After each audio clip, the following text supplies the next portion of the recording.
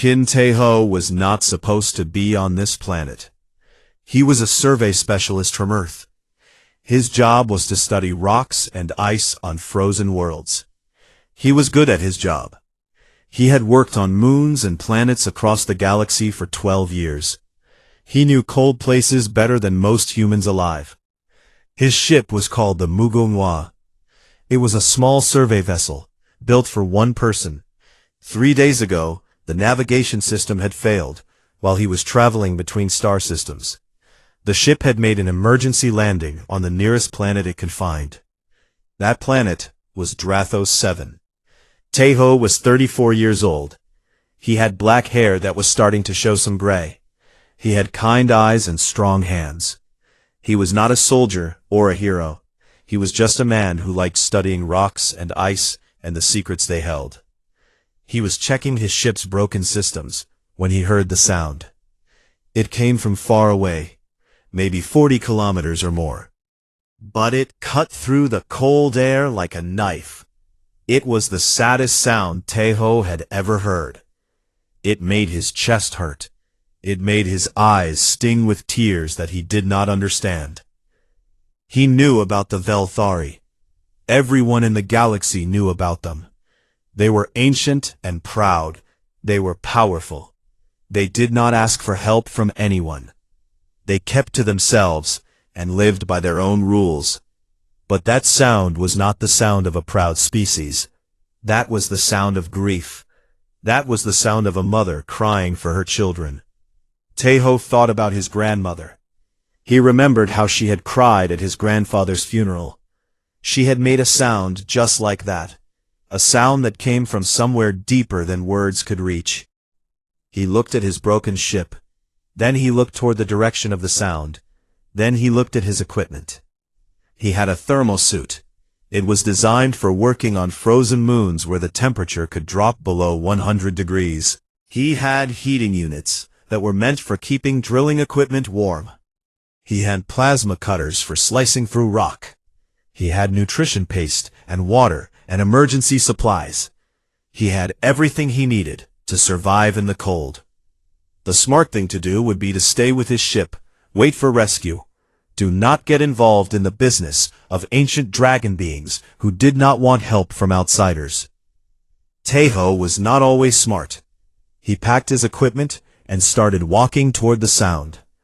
The journey took him 7 hours. The cold was intense, but his thermal suit kept him warm. The wind tried to push him back, but he pushed forward. The snow was deep in some places, and he had to climb over frozen rocks in others. But he kept moving. When he finally reached the top of the last ridge, he stopped and stared. 43 dragons were gathered on the frozen plain below. They were huge. Even the smallest one was bigger than his ship. Their scales caught the weak sunlight and reflected it like mirrors. Some were silver, some were gold, some were the deep red of cooling metal, and all of them were crying. Taeho had never seen anything so sad in his entire life. These powerful, ancient beings were huddled together like lost children. Their tears were freezing in the air. Their song of sorrow filled the world. He began walking down the ridge toward them. Elder Kethra saw him first. Her great head turned, and her ancient eyes focused on the small figure moving through the snow. She felt confusion. What was a human doing here? This world was not on any human trade routes. There were no human colonies anywhere nearby. The other dragons noticed him too. They stopped singing and watched as this tiny creature approached them. He was so small, he barely came up to the height of a dragon's claw. He had no scales, no wings, no fire. He looked soft and weak, and completely out of place. Taeho stopped in front of Elder Kethra. He looked up at her massive face. Then he bowed. It was a deep bow, the kind his father had taught him to show respect to elders. "I heard your sorrow," he said. His voice was quiet but steady. "I was told your children are trapped beneath the ice." Kethra looked down at this strange little being. You were told? By whom? The emergency broadcasts. I picked them up on my ship's communication system. Teho straightened from his bow. How long do the eggs have before the cold reaches them completely? Perhaps 40 hours. Perhaps less. Kethra's voice was heavy with sadness. But it does not matter. They are already dead. No creature can survive the northern wastes long enough to reach them. Teho looked toward the collapse zone. His suit's sensors were already working, mapping the terrain, measuring temperatures, calculating distances. His mind was already making plans. 40 hours, he said. I can work with that. The dragon stared at him. Young Varys actually laughed, though there was no humor in the sound. Human, Kethra said gently, we are grateful for your kindness. But you do not understand. The temperature out there will kill you. Even our fire cannot protect us from that cold. Teho was already pulling equipment from his pack. My people come from a world of ice ages, he said. We learned to survive the cold before we learned to make fire.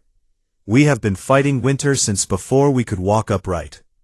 He looked up at the great dragon. His eyes were calm and certain. 40 hours. I need to start now. And before any dragon could stop him, he walked toward the frozen wasteland where 17 eggs waited in the dark. The Galactic Council had sent observation drones to Drathos 7 to record the tragedy. They wanted to document the loss for their historical records. They did not expect to document anything else. They were wrong. The drones recorded what happened next. The footage would later be shown in schools and military academies across 1,000 worlds. Scientists would study it. Philosophers would debate it. But in that moment, no one understood what they were seeing. They were seeing a human refuse to give up. Teho worked without stopping. He started at the edge of the collapse zone, where the temperature was merely terrible. His thermal suit was working hard to keep his body warm. The cold was trying to get in through every small gap and weakness, but the suit held. He began to dig. His plasma cutter was meant for slicing through rock on airless moons. It worked just as well on frozen stone. The blue flame bit into the ice and rock, melting and cutting and clearing a path downward. Teho moved the debris out of his way with his hands, building a narrow tunnel into the frozen ground. Every 20 meters, he stopped to plant a heating unit. These small devices were normally used to keep drilling equipment from freezing in extreme cold. Teho was using them to create a corridor of survivable temperature through the ice. Each unit pushed back the killing cold just enough to let him keep going. The work was hard. The cold was always there, pressing against him, looking for any chance to get in. His muscles ached. His lungs burned with each breath of frozen air, but he kept working. 12 hours passed. Elder Kethra came to the edge of the tunnel. The heat from Teho's equipment created a narrow path where the temperature was not quite deadly. She was able to descend 50 meters into the ground, farther than any Velthari had ever gone into the northern wastes. She found the human still working. He was covered in frost. His movements had slowed from exhaustion. But he had not stopped. Not once in 12 hours. He cut through the ice, moved the debris, planted another heater, and kept going. Over and over and over. Kethra watched him for a long time. She could not understand what she was seeing. Why? She finally asked. Teho paused. He turned to look at her, and she could see how tired he was. His face was pale. His hands were shaking slightly. But his eyes were still focused. Why what? Why are you doing this? These are not your children. You are not of our kind. You owe us nothing. Teho was quiet for a moment. He took a slow breath, and the cold air made his chest hurt. When I was 7 years old, he said, my little sister fell through ice on a frozen lake.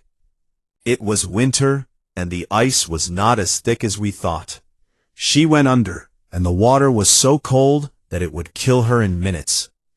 He turned back to his work, picking up his plasma cutter again. Everyone said she was gone. The adults said we should wait for rescue teams. They said it was too dangerous to try to save her. They said she was already dead. The blue flame bit into the ice. More rock and frost fell away. My father did not listen. He jumped into that water. It was so cold that his heart almost stopped. He stayed under for 11 minutes, feeling in the dark, looking for his daughter. Kethra listened in silence. He found her. He pulled her out. She was not breathing. Her heart had stopped, but the doctors brought her back. Teho's voice was steady, but there was something deep and strong underneath it. She has 3 children now. My father never fully recovered. His legs were damaged from the cold.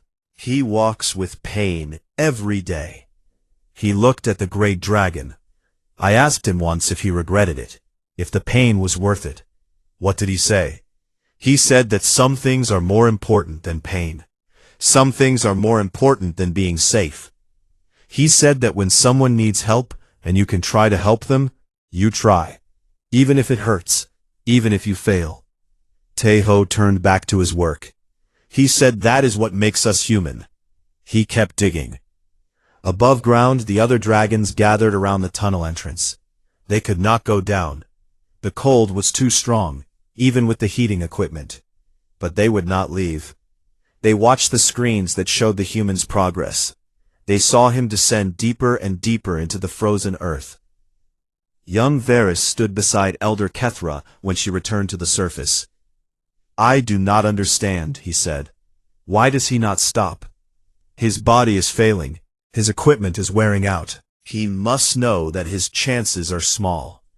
He knows, Kethra said. Then why does he continue? The old dragon watched the screens. She watched the tiny human figure cut through ice that should have been impossible to cut. She watched him move debris that should have been too heavy to move. She watched him keep going when any sensible creature would have given up. Because humans, she said slowly, do not seem to believe that small chances are the same as no chance. They see any possibility, no matter how tiny, as a reason to try. She paused. It is the strangest thing I have ever seen. It is insane, Varys said. Perhaps. Kethra watched the human plant another heating unit and continue his descent.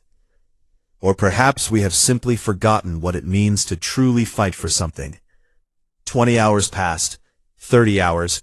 The human kept digging. He did not sleep. He just kept going, deeper and deeper into the frozen dark, 1 meter at a time. And somewhere below him, 17 eggs waited. 28 hours had passed since Teho began digging. He had descended 400 meters into the frozen earth. His tunnel was narrow and rough, just wide enough for him to move through. The walls were lined with heating units, but many of them had started to fail. Their power cells were draining. The warm corridor he had built was getting colder, and the cold was getting in. Teho could feel it now, that deep, terrible cold that went past the skin and into the bones. His thermal suit was working as hard as it could, but it was not enough anymore. The temperature around him was too extreme. The suit had never been designed for this. His fingers were numb.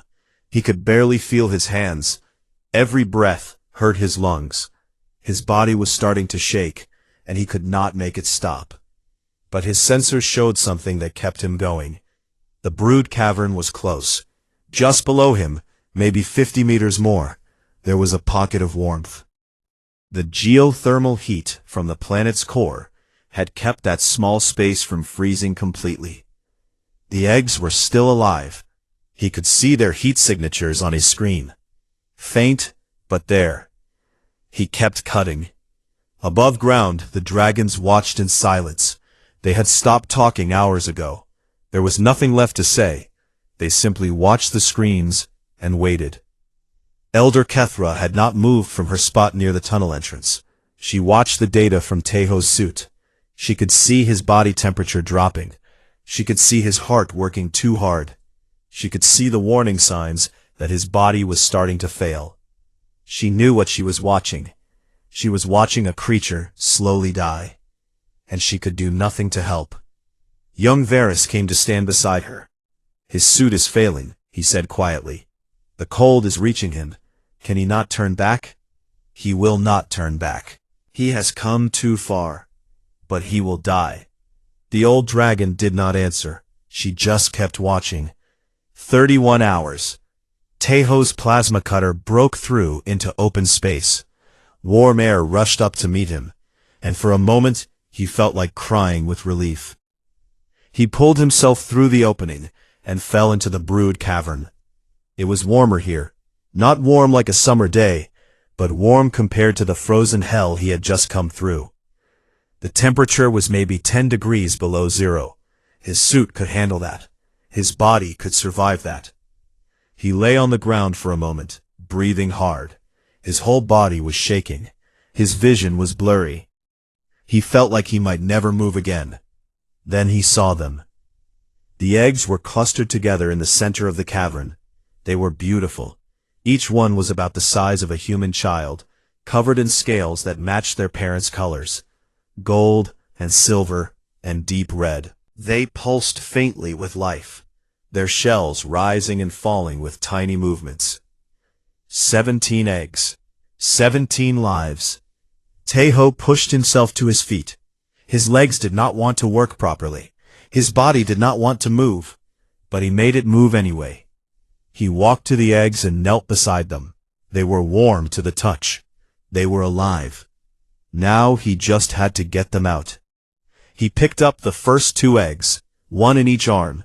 They were heavy, but not too heavy. He held them against his chest, sharing his body heat through his suit. Then he started climbing back up.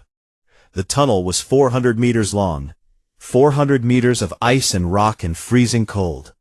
His heating units were dying one by one. The temperature in the corridor was dropping with every passing minute.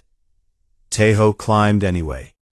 First trip, 2 eggs delivered to the top, where the dragons were waiting to receive them with cries of joy. Then, back down. 2 more eggs. His legs were burning. His arms were shaking. Back down. 3rd trip, 4th trip, 5th trip. On the 6th trip, his last heating unit failed. The corridor went dark and cold. The temperature dropped like a stone falling from a cliff. Tejo ran. 7th trip, 8th trip. He was moving on nothing but willpower now.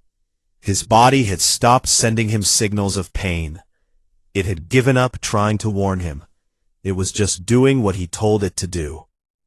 On the 8th trip, he fell. Something in his leg cracked. The pain was distant, like it was happening to someone else. He looked down and saw that his ankle was bent the wrong way. He got up. He kept climbing. 9th trip, the last 2 eggs. He held them against his chest and started the final climb.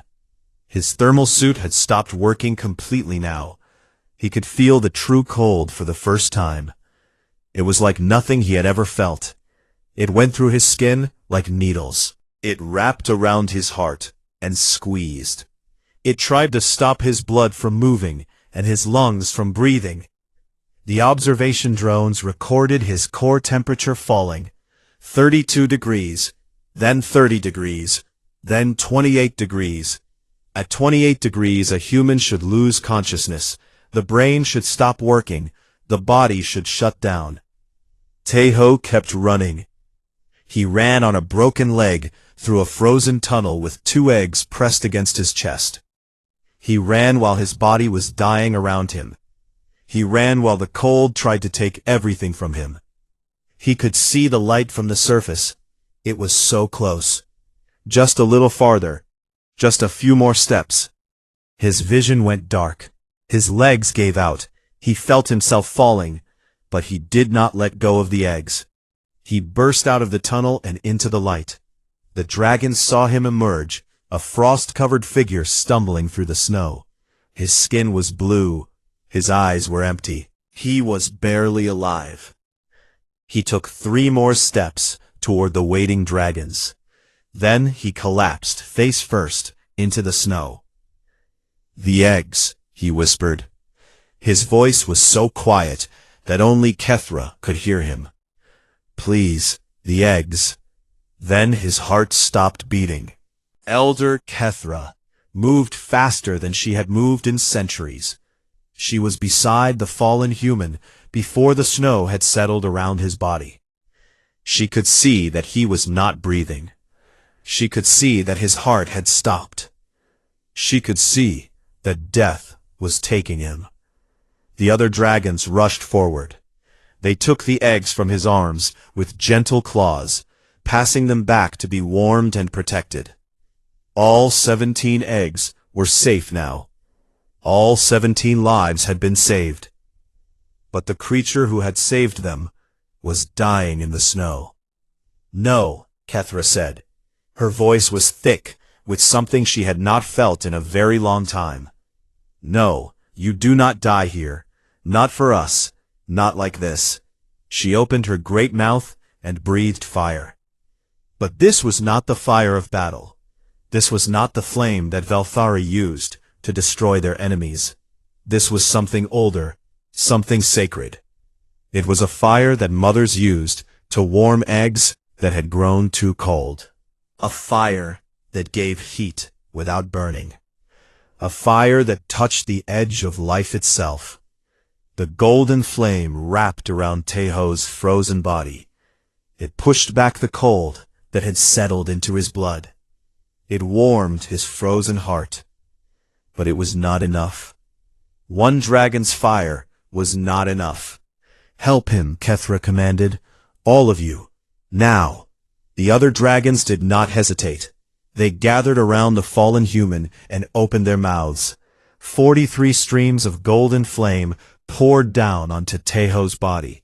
The heat was incredible. The snow around him melted instantly. The ice on his suit turned to steam. They breathed for 1 minute, then 2 minutes, then 5 minutes. Nothing happened. The human lay still. His heart did not beat. His lungs did not move. Young Varys started to pull back. "It is no use. He is gone." "Keep breathing," Kethra commanded. Her eyes were fierce. "Do not stop. He did not give up on our children. We will not give up on him." They kept breathing. 6 minutes, 7 minutes. On the 8th minute, Teho's heart began to beat again. It was weak at first, just a small flutter in his chest. Then it grew stronger. His lungs started to move. Air began to flow in and out. Color returned to his blue skin. He was alive. The dragons roared with joy. It was the opposite of the grief song they had sung before. This was a song of celebration, a song of thanks, a song that shook the mountains and echoed across the frozen plains. Teho did not wake up for 3 days. His body needed time to heal. The cold had done terrible damage. His fingers and toes had nearly frozen off. His lungs were damaged from breathing ice-cold air. His broken leg needed to be set and treated. The Velthari cared for him. They brought him to their mountain halls, deep inside the volcanic peaks, where the air was warm and the stone glowed with heat. They had never allowed an outsider into these sacred places before. They made an exception for Teho. When he finally opened his eyes, the first thing he saw was a small golden face staring at him from very close. It was a hatchling, one of the 17. It had emerged from its egg just hours before, and it had immediately found its way to the room where Teho was resting. "Hello," Teho said. His voice was rough and weak. The hatchling made a small chirping sound. Then it curled up against his side and went to sleep. Teho spent 4 months recovering on Drathos 7. His leg healed slowly. His lungs took longer. But the dragons would not let him leave until he was completely healthy. They fed him. They kept him warm. They told him stories about their people that no outsider had ever heard before. And the hatchlings followed him everywhere. All 17 of them had decided that Teho was their favorite person in the world. They did not understand why, They just knew that his smell was the first thing they remembered after breaking out of their shells. They knew that his warmth had kept them alive during those last terrible hours in the frozen dark. They would climb onto his lap when he sat down. They would sleep in a pile around his bed at night. They would bring him small treasures they found in the mountain halls, shiny rocks and lost scales, and bits of metal that sparkled in the light. Taeho loved every moment of it. When he was finally healed enough to leave, the dragons gathered to say goodbye. All 43 of them, plus 17 hatchlings who did not want their human to go. Elder Kethra stood before him. She was huge and ancient and powerful, but when she looked at him, there was something soft in her eyes. "You have done something that no outsider has ever done," she said. "You have earned a place in our songs forever. When Velthari children ask about the brave ones, they will hear your name." Taeho bowed, just as he had when they first met. "I only did what anyone would do." "No," Kethra said, "that is not true. Others would have calculated the odds. Others would have decided that the risk was too great. Others would have watched our children die and called it tragedy." She lowered her great head until her eyes were level with his. "You are the only one who tried." The dragons began to sing again, but this time it was not a song of grief. It was a song of thanks, a song of wonder, a song that asked a question. What kind of creature walks into certain death for children not their own? The answer spread across the galaxy in the years that followed. The observation drones had recorded everything. Everyone saw the footage of the tiny human digging through impossible cold. Everyone saw him carry eggs on a broken leg while his body was dying. Everyone saw the dragons breathe life back into him. Species that had dismissed humans as soft and weak began to think again. Species that had called humans short-lived and unimportant began to pay attention. Species that had ignored humanity began to wonder what else they had missed. Because the answer to the question was simple. Humans do not calculate the odds of survival before deciding to help. They do not measure the risk against the reward. They do not wait until they are certain they will succeed. They see someone who needs help, and they try, even if it hurts, even if they fail, even if it kills them. That is what makes them human. And that, the Velthari elders would tell their hatchlings for generations to come, is why you should never underestimate a human in the snow. Kim Taeho returned to Earth eventually. He went back to his job studying rocks and ice on frozen worlds. He never talked much about what happened on Drathos 7. He did not think he had done anything special. But every year, on the anniversary of the rescue, 17 dragons would look up at the stars. They would think about the small creature who had carried them through the frozen dark, and they would sing, not a song of grief, a song of love, for the human who taught them what courage really means. The sound of crying dragons could be heard across the frozen mountains of Drathos 7. It was a terrible sound. It was the sound of hearts breaking. It was a sound that had not been heard on this world for over 1,000 years. The Velthari were ancient beings. Other species in the galaxy called them dragons, because that was the closest word they had. The Velthari had scales that shone like metal. They had wings that could block out the sun. They had fire in their bellies and wisdom in their eyes. They had lived on this frozen world for thousands and thousands of years. Elder Kethra was the leader of this pack. She was the oldest among them. She had lived for 3,000 cycles. She had seen stars die and new ones be born. She had watched empires rise and fall across the galaxy. She had known joy and she had known sorrow. But she had never known pain like this. The Brood Cavern had been the most sacred place for her pack. It was deep inside the volcanic mountains, where heat rose from the planet's core. It was warm there. It was safe there. For generations beyond counting, the Velthari had laid their eggs in that cavern. The eggs would rest in the warmth, until the hatchlings were ready to break free and see the world for the first time. 17 eggs had been resting in that cavern. 17 unborn children. 17 little lives waiting to begin. Then the great quake came. The ground shook with terrible force. The mountains cracked and split. The brood cavern collapsed. Rocks and ice fell from above and buried everything. The eggs were now trapped under a kilometer of frozen stone, in a region where the temperature dropped to 90 degrees below zero. The northern wastes. That was what the Velthari called that frozen land. No dragon could survive there for long. Their fire was strong, but the cold of the northern wastes was stronger. It was a cold that could kill anything. It was a cold that could freeze fire itself. Kethra stood at the edge of the collapse zone, with her pack gathered around her. 43 dragons in total. They had all come. They had all tried to help, but the cold pushed them back every time they tried to dig. Their flames could not melt the ice fast enough. Their bodies could not handle the freezing temperatures for more than a few minutes. So they did the only thing they could do. They cried. The grief song of the Velthari was ancient.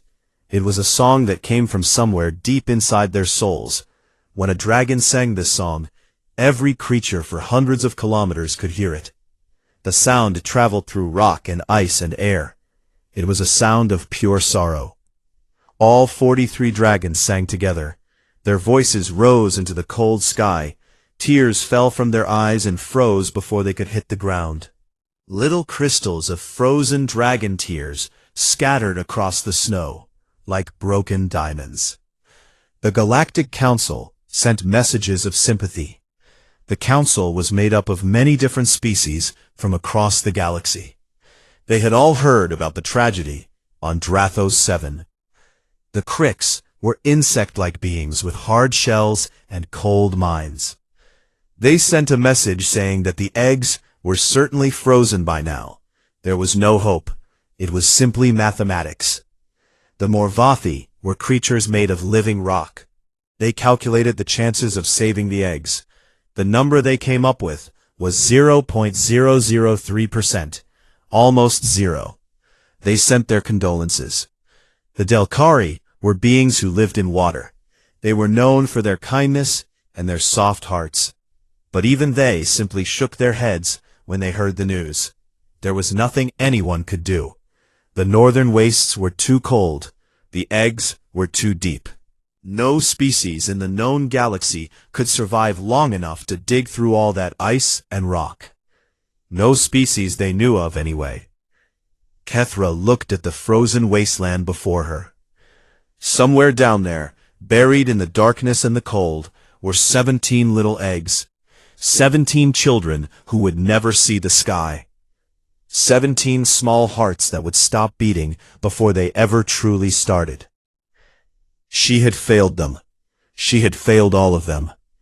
Young Varys came to stand beside her. He was barely a century old, still young by Velthari standards. His scales were bright, and his eyes were full of pain. He had not lived long enough to learn how to hide his feelings. "Is there truly nothing we can do?" he asked. Kethra did not answer for a long time. She watched the wind blow snow across the frozen ground. She listened to the grief song of her pack, echoing off the mountains. "We have tried everything," she finally said.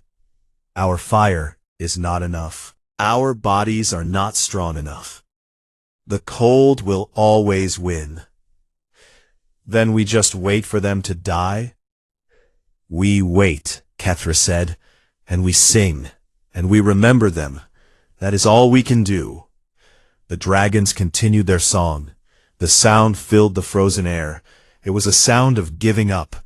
It was a sound of accepting the worst. But somewhere in the distance, something was moving through the snow. Something small. Something that should not have been there at all. Something human.